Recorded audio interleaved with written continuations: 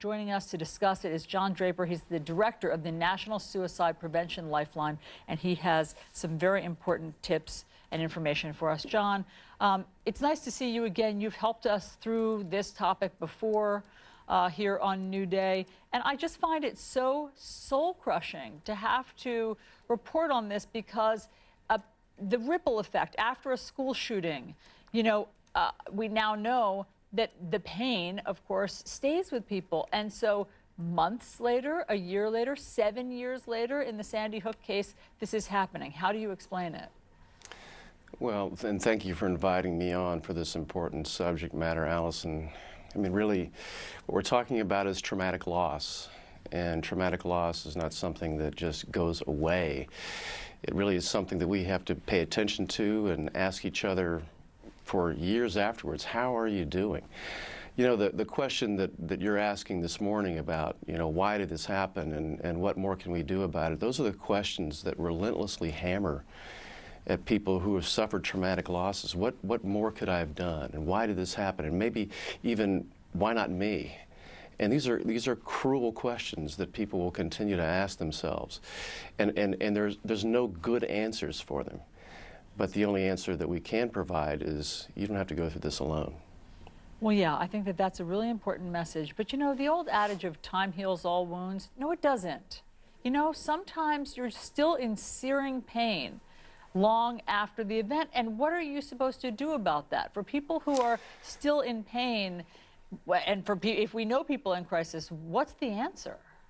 Well, you make a very good point, Allison. Really, most people who've gone through traumatic situations actually do get better.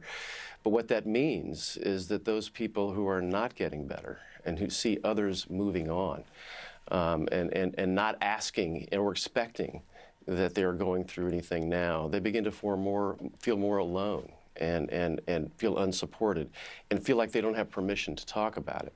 So that's why it's very important to have special resources for people that are available. And we certainly provide those. We have not only the National Suicide Prevention Lifeline, but the National Disaster Distress Helpline, which is provided for people who've gone through human-made as well as natural disasters and are still emotionally affected years afterwards. That's really valuable.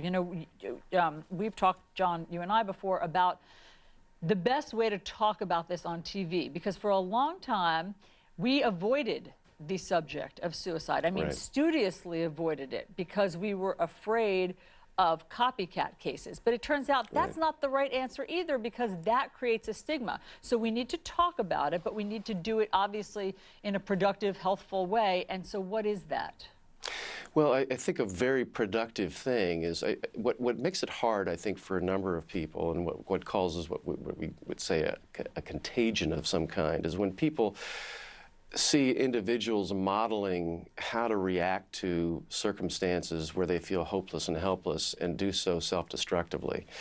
What we really need to see more of and give more contact for people is our peers who have gone through these situations, essentially who found ways to cope through seemingly the impossible, and learn from them. What is it that got you through this? And those models, and those are primarily what's happening out there, is most people are getting through, but how are they getting through it? What helps them? So from our standpoint, and one of the things that we're absolutely committed to as an organization is to establish a way in which, in this specific case, survivors of school shootings get additional supports and actually contact with each other so they can support one another. That's really valuable, because while the pain doesn't completely go away, you can turn a corner, and you can have some good days, and you can have some longer than good days. And so I think that people need to realize that the pain doesn't stay as excruciating forever. And that's what we need to talk about.